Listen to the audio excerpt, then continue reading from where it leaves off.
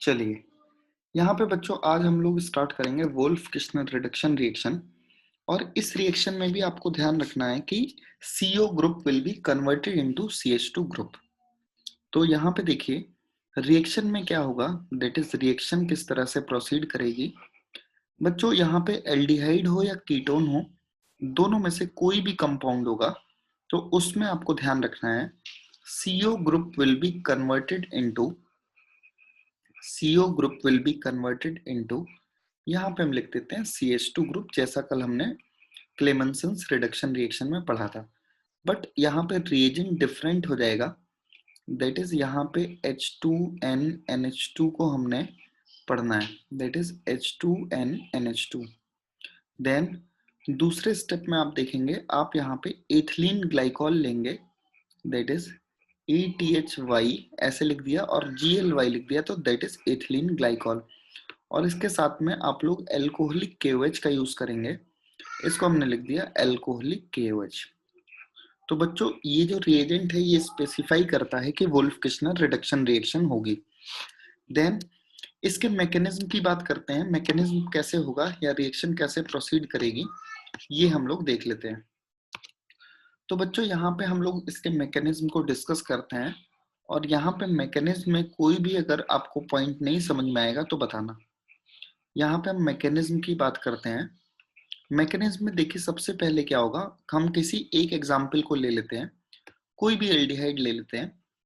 Suppose मान लो बच्चों हमने यहाँ पे ले लिया कार्बन डबल बॉन्ड ऑक्सीजन, और इसके साथ में एक तरफ अगर हम CH3 ग्रुप लगा देते हैं तो ये दूसरी तरफ हाइड्रोजन होने से एल्डिहाइड या फिर कीटोन हो जाएगा। तो हम पहले मेंशन कर देते हैं ये एल्डिहाइड भी हो सकता है और कीटोन भी हो सकता है।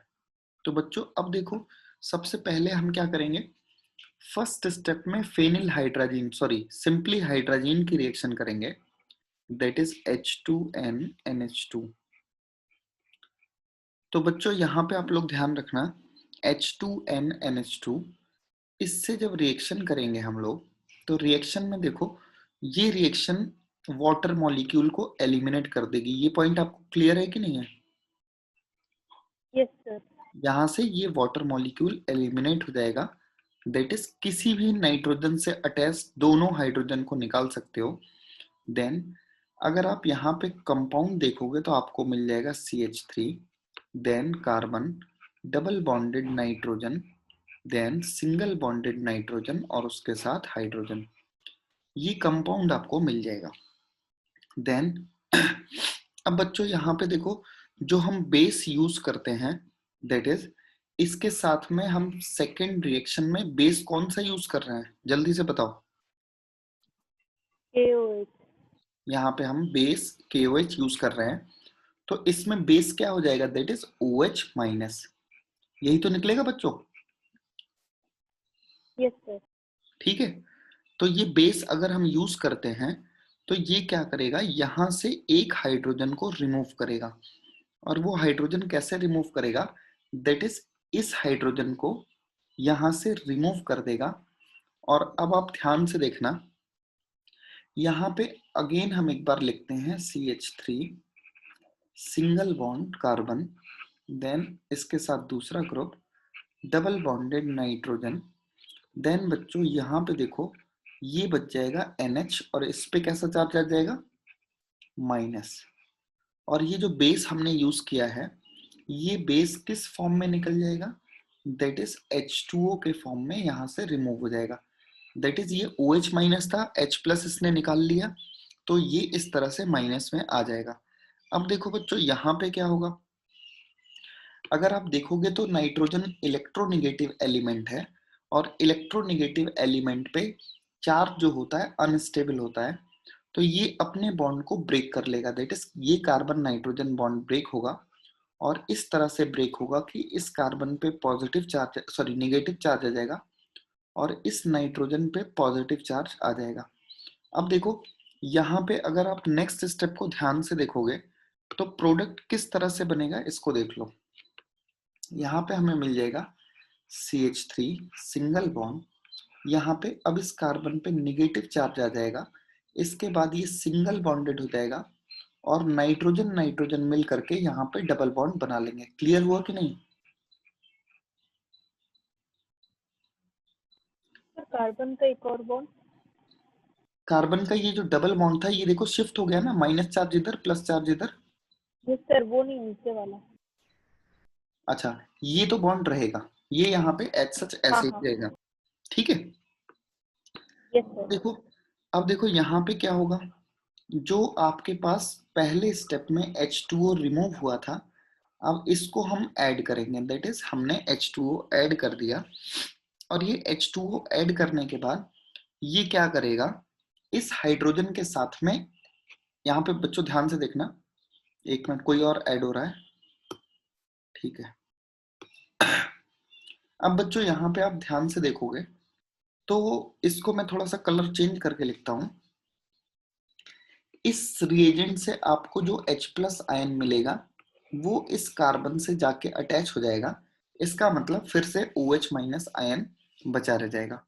तो यहाँ पे हम बात करते हैं, यहाँ पे हमारे पास जो रिएक्शन होगी, अब बच्चों इसको ध्यान से देखो, ये बन जाएगा CH3 single bond carbon, then single bond, और उसके बाद ये हाइड्रोजन यहाँ पे शिफ्ट हो जाएगा सिंगल बॉन्ड नाइट्रोजन, और ये डबल बॉन्ड यहाँ पे हमने लिख दिया NH। क्लियर हो गया? Yes sir. ठीक है, तो बच्चों अब ये जब आपने देखा तो ये क्या करेगा, फिर से दूसरे हाइड्रोजन को भी रिमूव कर देगा। अब देखो यहाँ पे फिर से वही OH माइनस आयन फिर से लगेगा, जो यहाँ पे OH आयन बचेगा, दैट इज ये वाटर मॉलिक्यूल ब्रेक हुआ है, तो ये OH माइनस आयन यहाँ पे बचेगा, ये इस स्टेप में आ जाएगा। यहाँ पे आप देखो इसको हमने लिख दिया OH minus.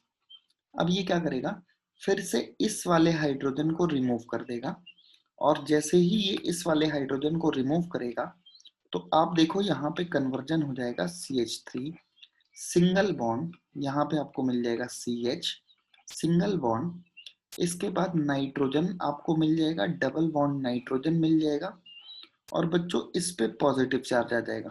Sorry, positive charge नहीं आएगा क्योंकि H प्लस आयन के फॉर्म में निकलेगा, तो इस नाइट्रोजन पे नेगेटिव चार्ज आ जाएगा। क्लियर हुआ यहाँ तक? Yes sir. तो इसका मतलब इसके नेक्स्ट स्टेप में आप देखो, यहाँ से आपको H2O वाटर मॉलिक्यूल फिर से मिल जाएगा, क्योंकि जो H प्लस आयन निकलेगा वो इस OH के साथ कंबाइन करके ये कन्वर्ट हो जाएगा। तो बच्चों यहाँ पे जैसे ही नाइट्रोजन का ये चार्ज आएगा, अब देखो इसमें क्या होगा, अब अगेन ये क्या करेगा, ये बॉन्ड को ब्रेक करेगा, दैट इज ये वाला बॉन्ड ब्रेक होगा, और इसका इलेक्ट्रॉन कार्बन के पास आ जाएगा। इस नाइट्रोजन पे पॉजिटिव चार्ज आ जाने से अब देखो यहाँ पे क्या बनेगा, यहाँ पे आप देखोगे तो आपको मिल जाएगा CH3 सिंगल बॉन्ड कार्बन, फिर हाइड्रोजन। यहाँ पे देखो बच्चों CH था और इसके पास निगेटिव चार्ज आ गया है, और इसके साथ में आप देखोगे यहाँ से नाइट्रोजन नाइट्रोजन ट्रिपल बॉन्ड के फॉर्म में ये रिलीज हो जाएगा। कहने का मतलब यहाँ पे कौन सी गैस रिलीज हो जाएगी, N2 गैस। N2।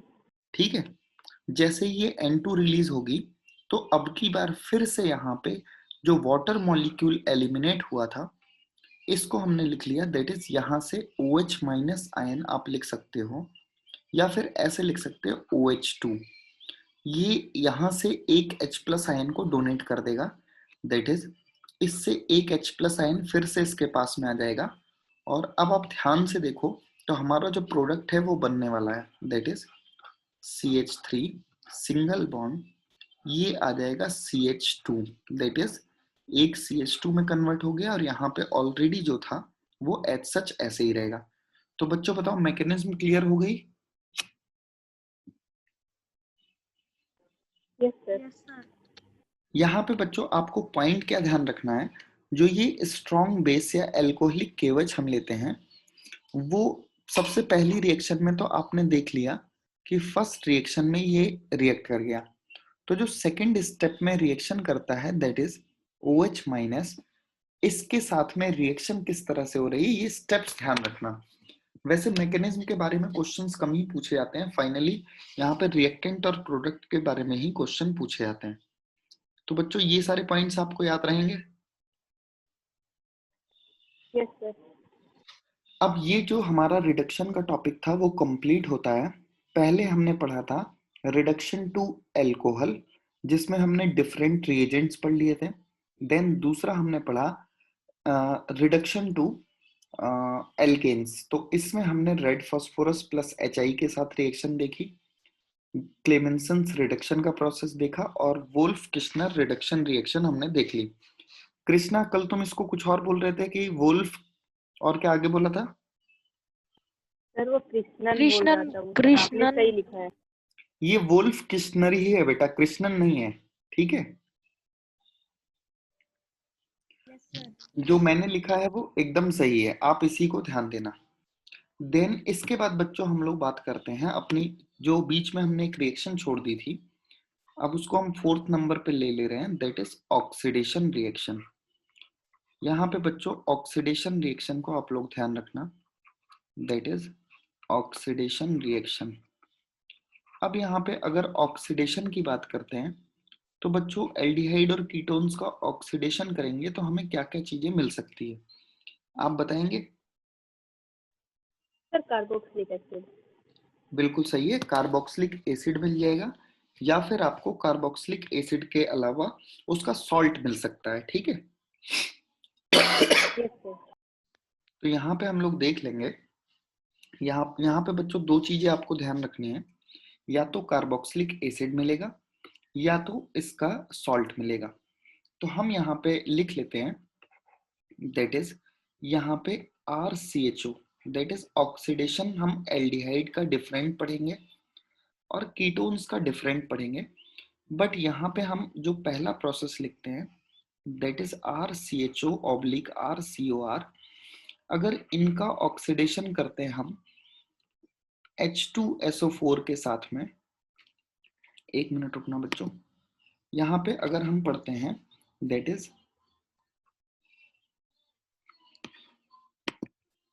यहाँ पे बच्चों हम लोग देखते हैं KMnO4 हमने लिख लिया, KMnO4, और इसके साथ में हमने लिख लिया H2SO4। ये वाला रिएजेंट ले लेंगे और ये H2SO4 बच्चों कंसंट्रेटेड होना चाहिए, या फिर हम यहाँ पे K2Cr2O7 ले लें, K2Cr2O7, इसके साथ में अगर हम H2SO4 का यूज करते हैं दैट इज कंसंट्रेटेड, तो बच्चों ये दोनों ही आपको स्ट्रॉन्ग ऑक्सीडाइजिंग एजेंट की तरह बिहेव करेंगे, that is strong oxidizing agent, और ये कन्वर्ट कर देंगे that is RCOOR, sorry RCOOH, that is oxidation करने पर आपको क्या मिल जाएगा, एसिड, या फिर यहाँ पे आपको मिल सकता है RCOO-, दैट इज इसको लिख देंगे सॉल्ट ऑफ एसिड। यहाँ पे किसी मेटल के साथ कंबाइन कर जाए या फिर सिंपली हाइड्रोजन जुड़ जाए तो एसिड हो जाएगा, या तो फिर वो सॉल्ट ऑफ एसिड हो जाएगा। क्लियर हो गया बच्चों? Yes, sir. अब देखो, सर यहाँ पर आप H2O2 या फिर F-Cl- का यूज कर सकते हैं। हाइड्रोजन पेरोक्साइड का use, yes sir, strong oxidizing agent चाहिए तो। हाँ, यहाँ पे हम H2O2 का भी यूज कर सकते हैं, यहाँ पे हम क्लोरोफॉर्म के साथ में हम एक रिएजेंट और यूज कर सकते हैं, अभी मैं आपको एक्सप्लेन करता सर हूँ। परक्लोरिक एसिड जैसा कोई एसिड अगर यूज करें तो भी हो जाएगा ना। हाँ, HClO4 का यूज करोगे तब भी हो जाएगा, वो भी स्ट्रॉन्ग ऑक्सीडाइजिंग एजेंट है, बस ध्यान रखना कंसंट्रेट होना चाहिए, दैट इज यस सर। अगर हम HClO4 को लिखते हैं तो ये ध्यान रखना बच्चों, ये कंसंट्रेटेड होना चाहिए और ये स्ट्रॉन्ग ऑक्सीडाइजिंग एजेंट की तरह बिहेव करेगा। क्लियर है? Yes sir. तो यहाँ पे बच्चों आपको ये पॉइंट इतना इम्पोर्टेंट नहीं है, यहाँ पे आपको ध्यान रखना है एल्डिहाइड और कीटोन्स, यहाँ पे हम लिख लेते हैं दैट इज एल्डिहाइड और कीटोन्स, एल्डिहाइड और ketones are oxidized to are oxidize to acid, किसकी वजह से ऑक्सीडाइज होंगे? By strong oxidizing agent, strong oxidizing agent. बच्चों ये पॉइंट क्लियर हुआ? Yes sir. अगर स्ट्रॉन्ग ऑक्सीडाइजिंग एजेंट का यूज किया हमने तो उस केस में आप देखोगे ये हमेशा कन्वर्ट हो जाएगा एसिड में। बच्चों ध्यान से देखना, ये हमारा फर्स्ट पॉइंट था ऑक्सीडेशन में, और फर्स्ट से कहीं ज्यादा इंपॉर्टेंट हमें पॉइंट मिलने वाला है सेकंड पॉइंट। दैट इज, यहाँ पे हम सेकंड पॉइंट देखते हैं। सेकंड पॉइंट है बच्चों, यहाँ पे हम हेडिंग लिख लेते हैं, that is oxidation by mild oxidizing agent. तो यहाँ पे लिख लेते हैं oxidation by mild oxidizing agent, oxidation by mild oxidizing agent, mild oxidizing agent.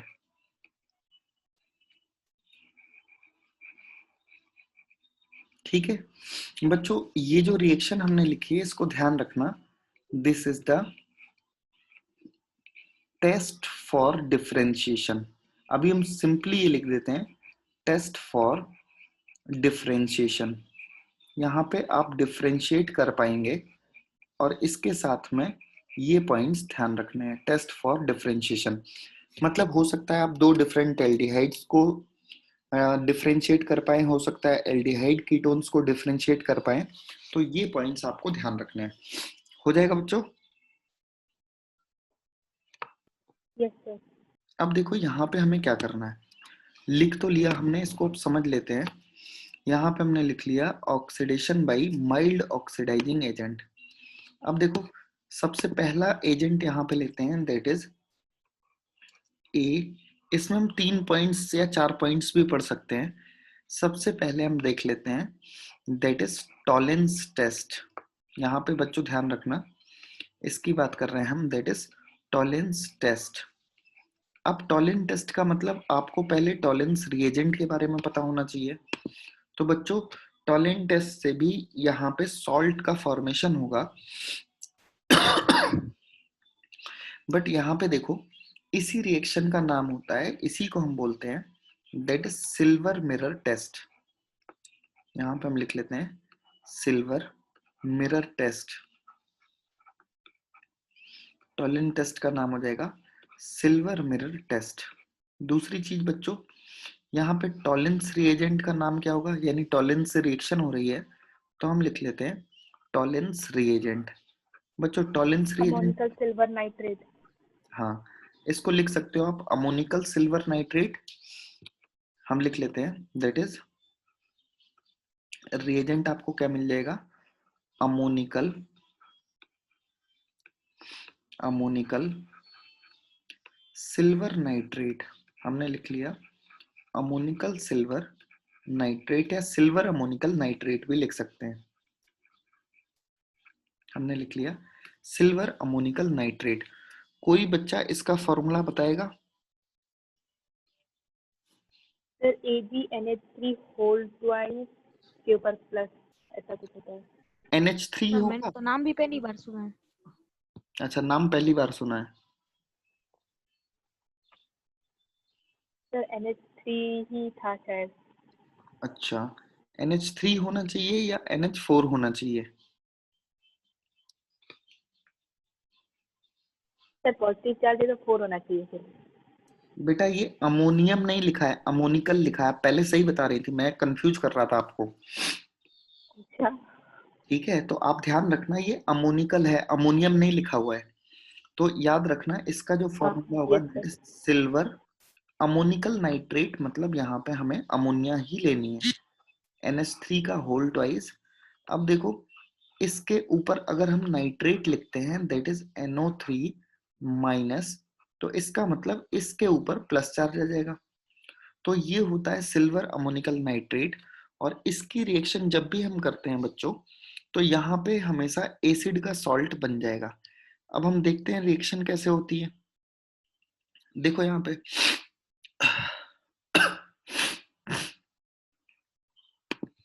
देखो रिएक्शन कैसे प्रोसीड करेगी वो हम देख लेते हैं और इसके डिफरेंट मेथड्स को भी देख लेंगे। सपोज मान लो बच्चों यहाँ पे, अब एग्जाम्पल को ध्यान से समझना। एग्जाम्पल हमने लिखा, मान लो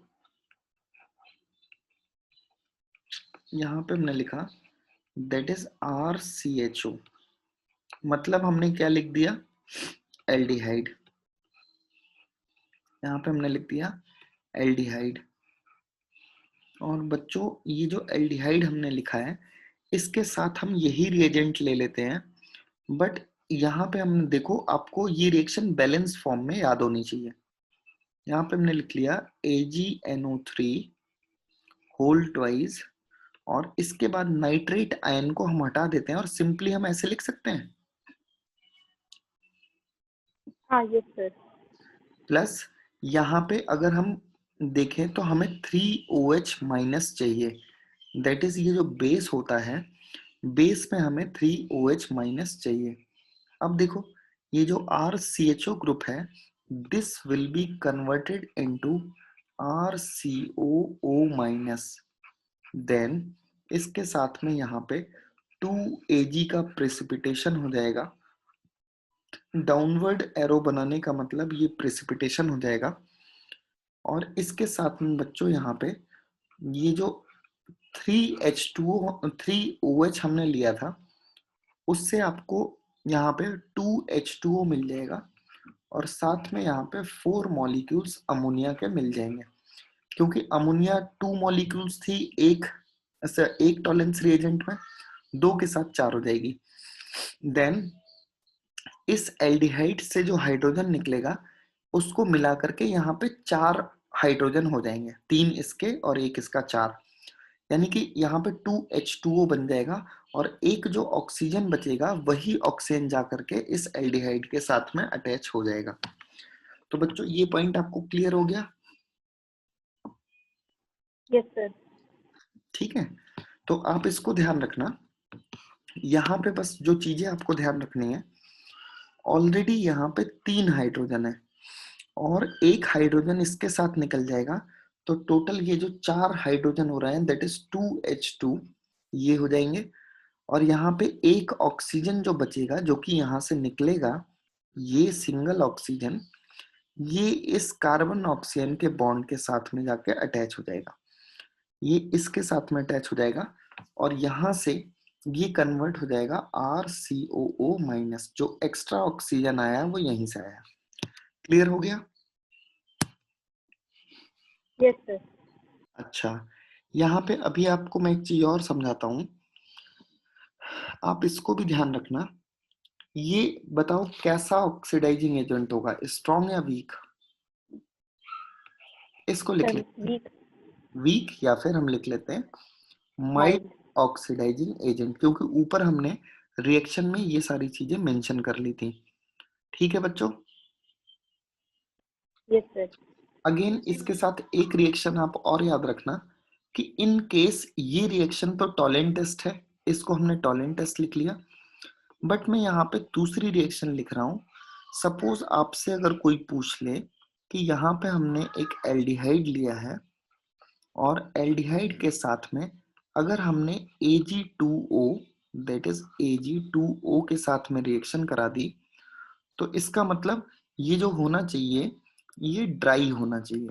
ड्राई सिल्वर ऑक्साइड के साथ में अगर हमने सिंपली हीट कर दिया तब क्या बनेगा, तब भी ये RCOOH बन जाएगा, दैट इज एसिड बन जाएगा। ऊपर भी एसिड ही बन रहा है, एसिड, और इसके साथ में यहाँ पे 2Ag जो होगा वो प्रेसिपिटेट हो जाएगा, दैट इज 2Ag, ये प्रेसिपिटेट हो जाएगा, दैट इज डाउनवर्ड एरो हमने बना दिए। क्लियर हो गया बच्चों? Yes sir. तो ये रिएक्शन भी याद रखनी, but it is not silver mirror test. यहाँ पे लिख देते हैं not silver mirror test, not silver mirror test.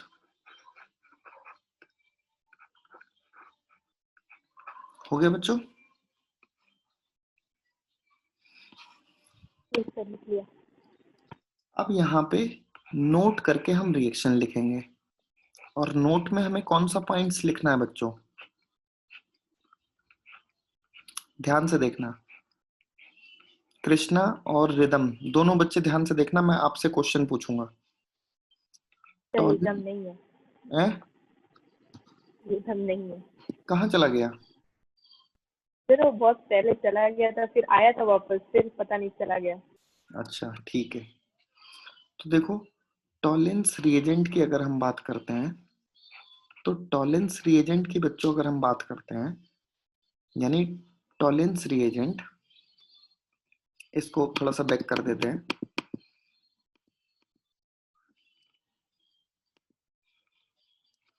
यहाँ पे हम लिखते हैं टॉलेंट टेस्ट, रिएजेंट की जगह हमने टेस्ट लिख दिया, या फिर इसी को कहते हैं सिल्वर मिरर टेस्ट। तो हम एक बार फिर से लिख लेते हैं, silver mirror test, silver mirror test is not given by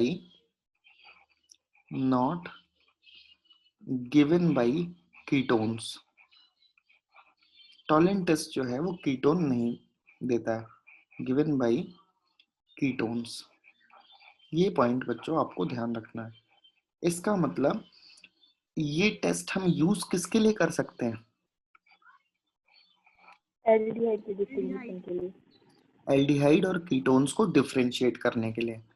तो हम लिख सकते हैं this test is used, this test is used to differentiate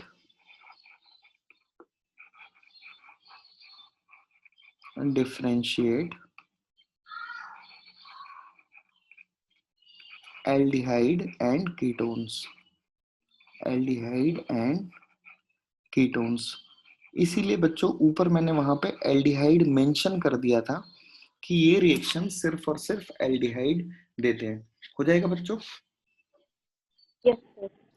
अब मैं अगर आपसे क्वेश्चन पूछूं तो आप बता पाओगे कि ये टेस्ट कौन देगा? यस सर, सिर्फ एल्डिहाइड। ठीक है, चलो यहाँ पे हम क्वेश्चन लिखते हैं और आप बताना।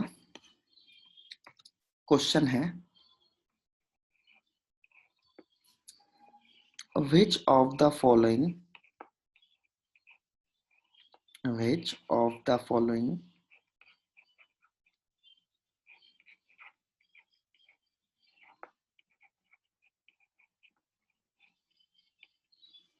compound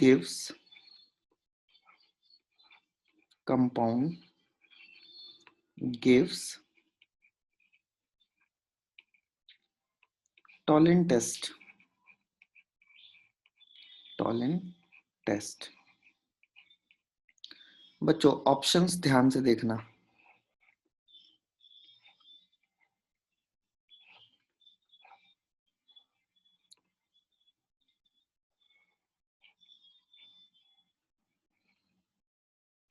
B option,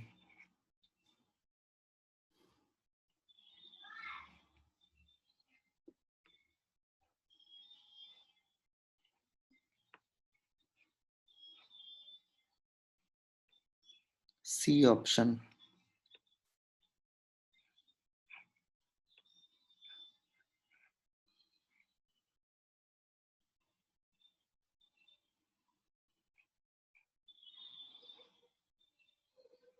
D option.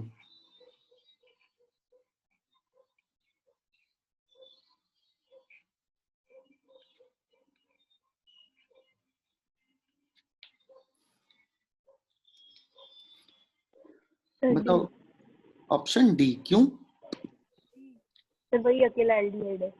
यही अकेला सर एल्डिहाइड है। जब यहाँ पे कोई बॉन्ड नहीं लगा, इसका मतलब आप हाइड्रोजन कंसीडर करेंगे। ठीक है बच्चों? Yes sir.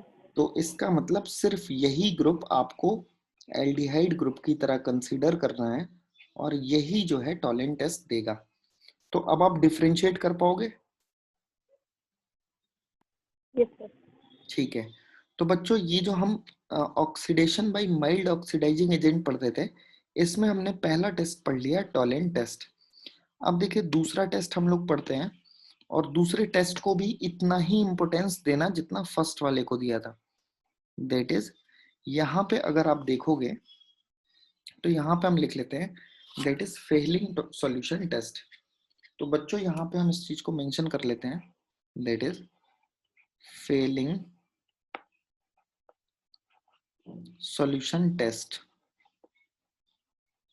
Fehling solution test. अब बताओ, इसमें अगर हम देखते हैं तो सबसे पहले बच्चों आपको फेलिंग सॉल्यूशन टेस्ट को पढ़ने से पहले आपको फेलिंग सॉल्यूशन के बारे में पता होना चाहिए। तो कोई बच्चा बताएगा फेलिंग सॉल्यूशन क्या होता है? सर फेलिंग सोल्यूशन दो होते हैं, फेलिंग ए और Fehling B.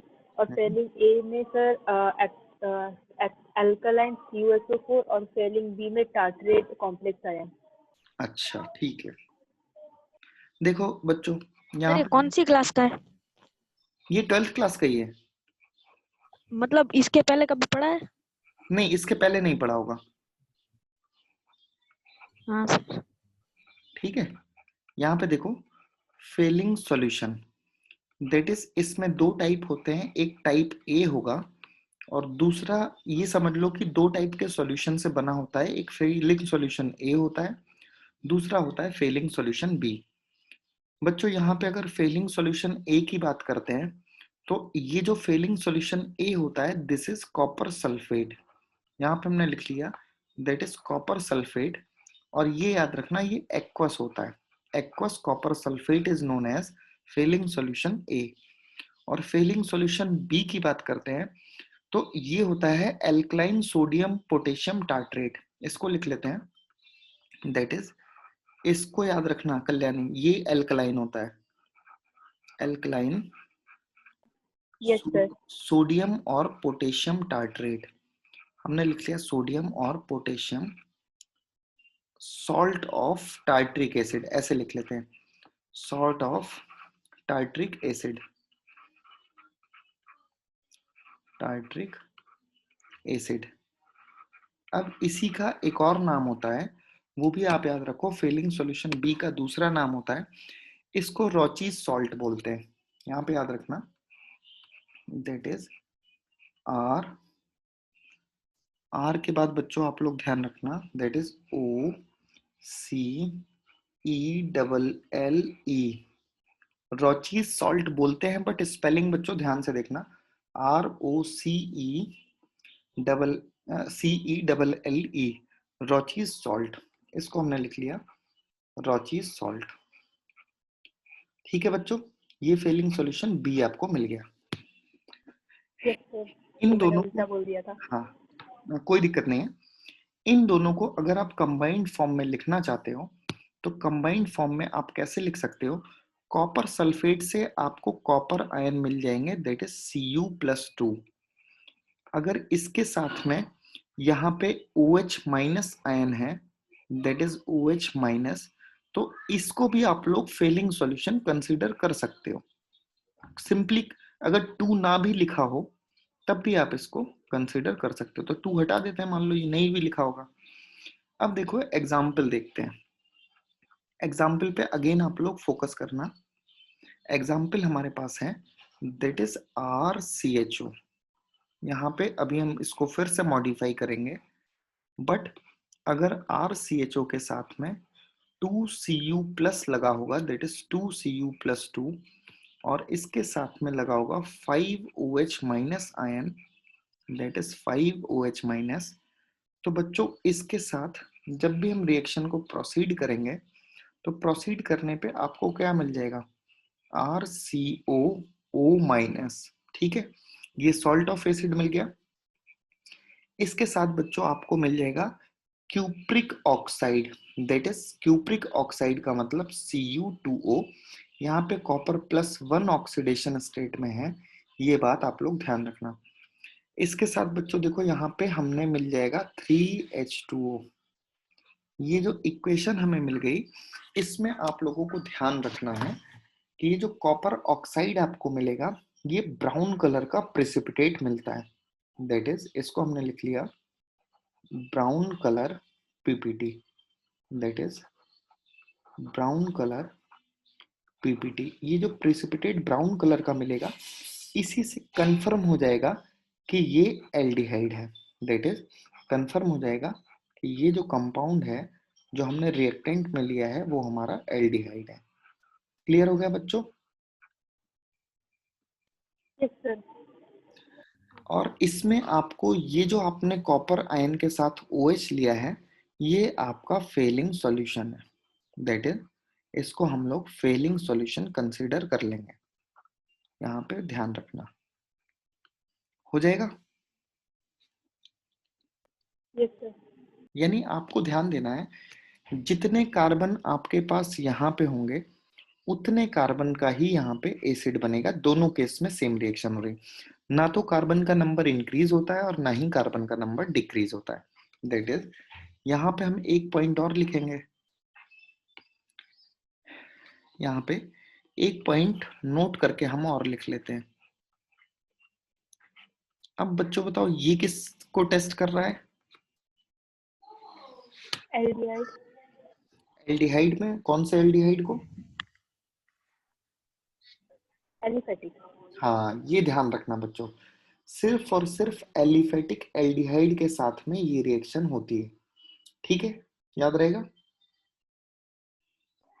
Yes sir sir. ऐसे तो यहाँ पे ये पॉइंट याद रखना कि फेलिंग टेस्ट, इसको लिख लेते हैं, that is Fehling test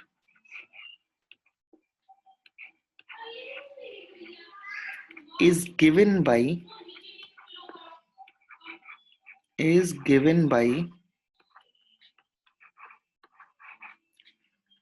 aliphatic aldehydes only, aliphatic aldehydes only।